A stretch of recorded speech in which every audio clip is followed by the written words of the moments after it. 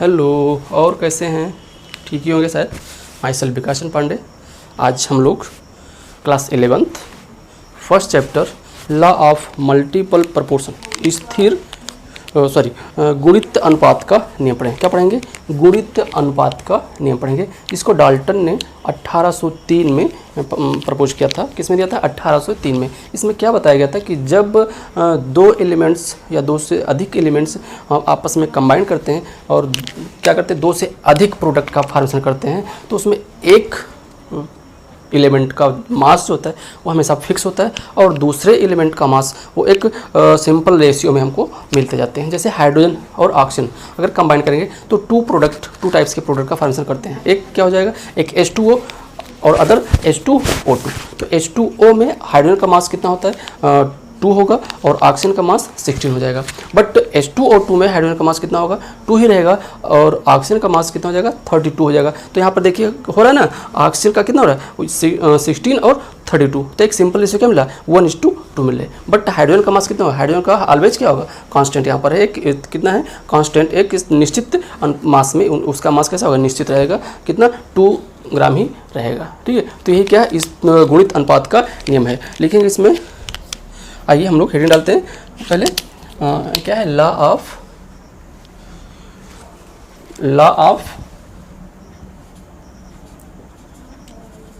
Of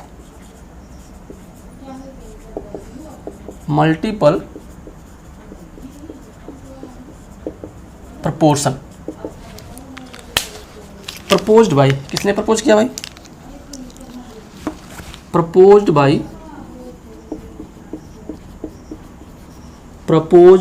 by Dalton इन 1803। किसमें दिया? 1803 में प्रपोज किया। अकॉर्डिंग टू दिस थ्योरी, क्या कहा? According to this theory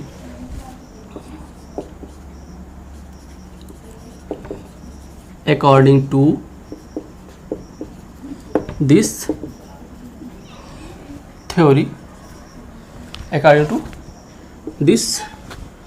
theory क्या होगा? जब इस थ्योरी के अनुसार क्या होगा? जब दो या दो से अधिक एलिमेंट कंबाइन करते हैं, if two element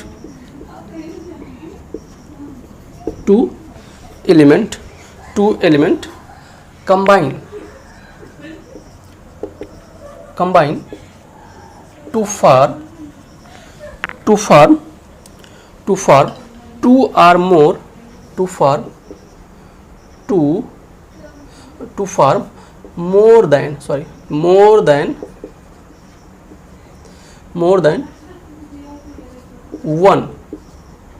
more than one product, तो क्या होगा? The mass of one more than one product, the mass of one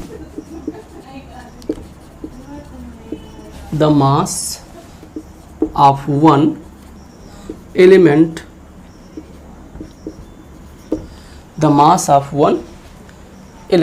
क्या होगा? The mass of one element that combine with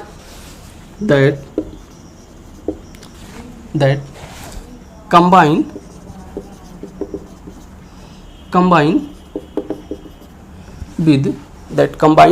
with a fixed mass,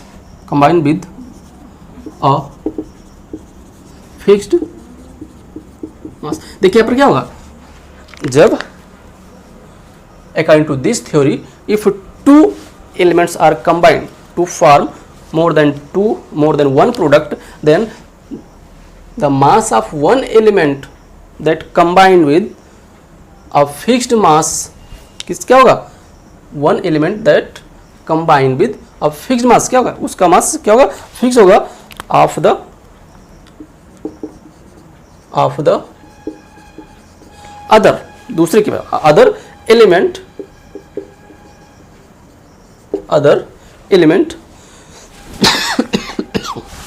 in the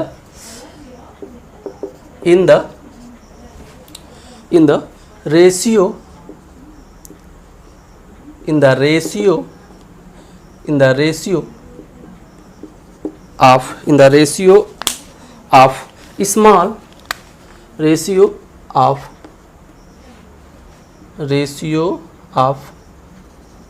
small whole number, small whole number.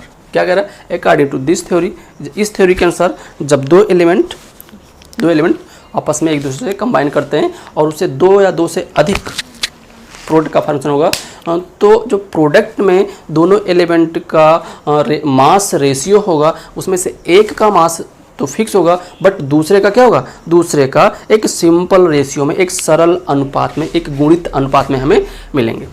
ठीक है, ये बता रहा है। ठीक है, यहाँ पर आइए हम लोग इसको हिंदी में लिखें, क्योंकि भाई सीबीएसई और यूपी दोनों के लिए चल रहा है, यूपी बोर्ड के लिए। अर्थात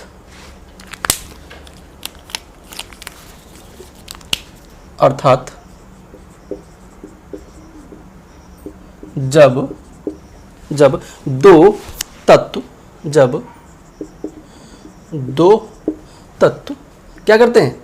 संयोग करेंगे। क्या करेंगे? दो तत्व संयोग कर दो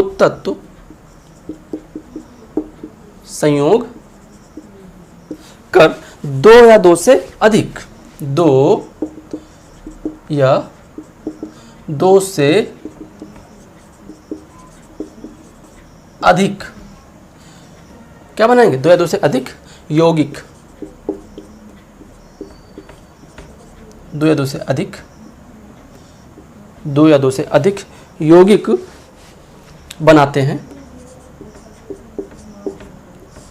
दो या दो से अधिक यौगिक बनाते हैं, तो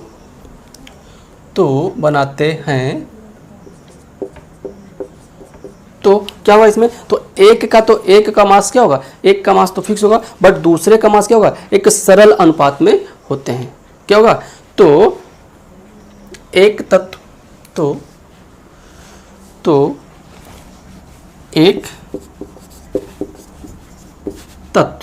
क्या होगा? तो एक तत्व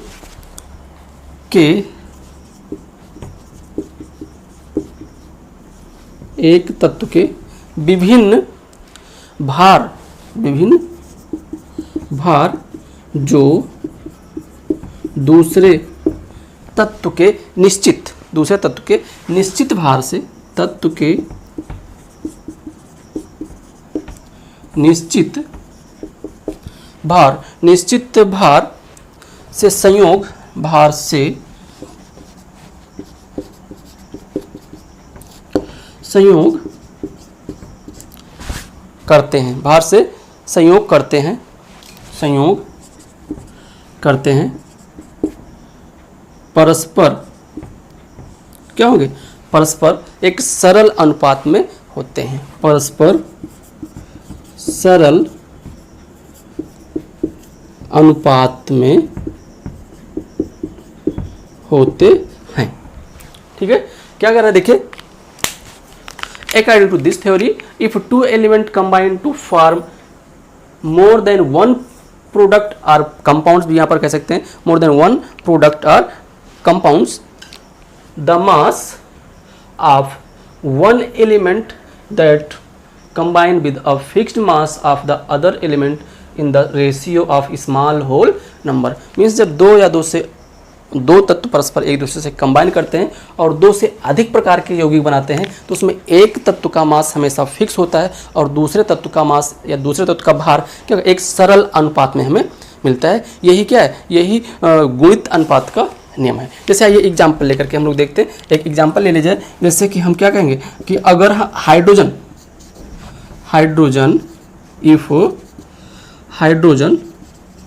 रिएक्ट क्या करेगा?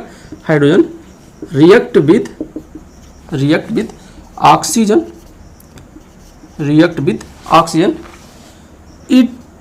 It forms two type of compound. क्या क्या होंगे? वाटर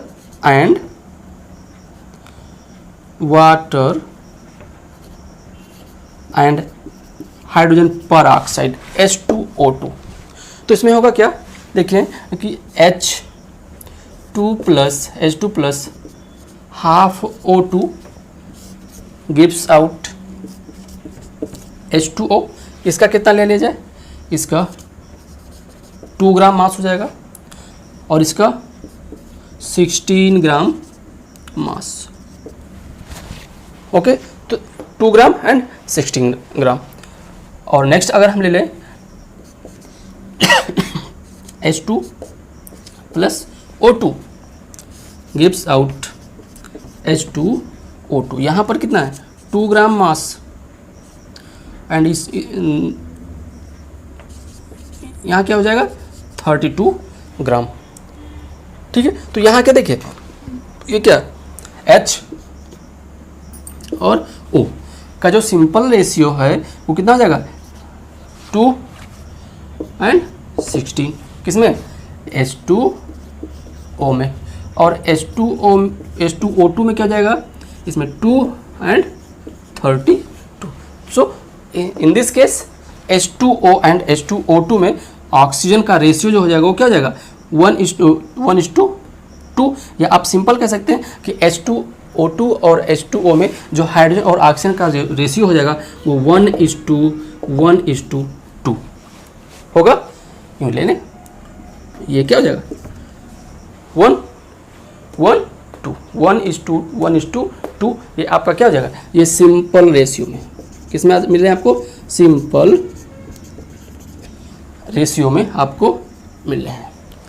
तो ये क्या, ये लॉ ऑफ मल्टीपल प्रोपोर्शन, क्या है, लॉ ऑफ मल्टीपल प्रोपोर्शन आपको ये मिल रहे हैं। ठीक, ऐसे ही हम एक नेक्स्ट एग्जांपल ले लेते हैं, एक नेक्स्ट एग्जांपल ले लें।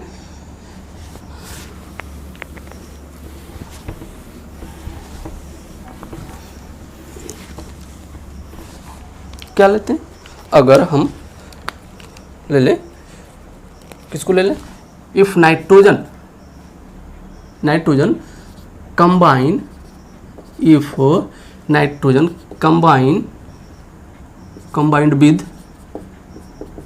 कंबाइंड विद किसके साथ, ऑक्सीजन के साथ, oxygen gives different type of product, different type of product, क्या दे रहा है, डिफरेंट टाइप के प्रोडक्ट यहाँ पर देगा।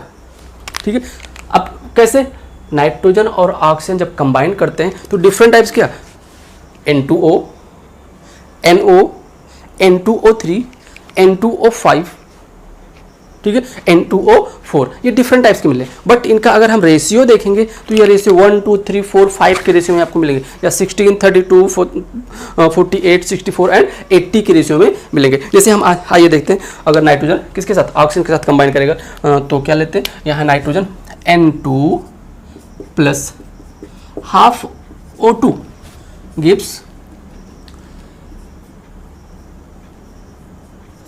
N2O, यहाँ पर 28 और ये कितना है 16। हम यहाँ पर लिख सकते हैं सिंपल रेशियो, सॉरी क्या लेंगे, मास रेशियो और फिर इसके बाद सिंपल रेशियो। ये हमारा क्या है, मास रेशियो, और फिर यहाँ पर हम क्या ले लें, सिंपल रेशियो, क्या लेंगे, सिंपल रेशियो, किसका, जो हमारे रिएक्टेंट होंगे। अब रिएक्टेंट हमारा क्या है, नाइट्रोजन एंड ऑक्सीजन, ठीक है, और मिल क्या रहा है यहाँ पर N2O। अब इसका मास रेशियो जो मिला है हमें, क्या मिल रहा है 28:16, 28:16, और सिंपल रेशियो भी इसका क्या होगा 28:16 होगा। ठीक है, नेक्स्ट हम लेते हैं अगला कंपाउंड्स, क्या बनाएंगे, N2 plus O2 gives out, अब यहाँ पर हम हाफ कर देते हैं, गिव्स आउट NO, क्या मिलेगा 14:16। और हम सिंपल रेशियो इसको क्या कर सकते हैं 28:32 हो जाएगा। नेक्स्ट हमारा क्या लेंगे N2 plus 3/2 O2 gives out N2O3। जो मास रेशियो हो जाएगा वो कितना हो जाएगा 28:48 होगा। और सिंपल रेशियो भी क्या हो जाएगा 28:48। नेक्स्ट एलिमेंट क्या लें N2, यहाँ पर देखें कितना जाएगा 28 और ये 48। अरे भाई कितना 3/2 लेते हैं 3/2 और O2 है O2 कितना जाएगा 32। O2 का मास कितना 32 3/2 इंटू 32 तो क्या हो जाएगा देख लें यहाँ पर 3/2 इंटू 32 2 1 2 16 3 जा कितना जाएगा 48 आ जाएगा। तो ये आपका आ जाएगा। फिर नेक्स्ट हमारा N2 प्लस क्या लेंगे 2O2 and gives out N2O4। Mass ratio क्या हो जाएगा 28 बट इसका 64 और सिंपल रेशियो आप इसको कह सकते हैं 28:64। हम यहाँ पर लेते चलें ठीक है। हाँ इसका 1 2 3 4 और फिर नेक्स्ट हमारा हो जाएगा N2 प्लस क्या लेंगे 5/2 O2 गिव्स आउट N2O5। इसका मास रेशियो 28:80। यहाँ पर क्या हो जाएगा 28:80।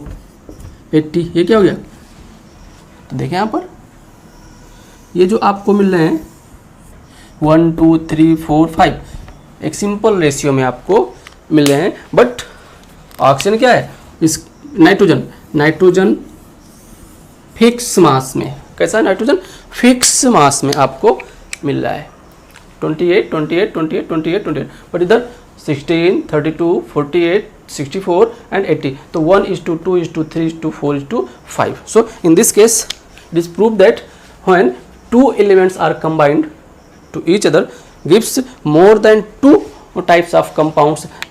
In this case the mass of one elements will be fixed and the other elements are get in the simple mass ratio। या हम क्या करें एक सरल अनुपात में दूसरे का मास पाते हैं, एक सरल गुणित अनुपात में हम मास इसका पाते हैं। तो बस शायद समझ में आया होगा। समझ में आया शायद समझ में आ गया होगा। अगर नहीं समझ में आ रहा है तो कमेंट कीजिए, शेयर कीजिए, सब्सक्राइब कीजिए। Okay please, thank you.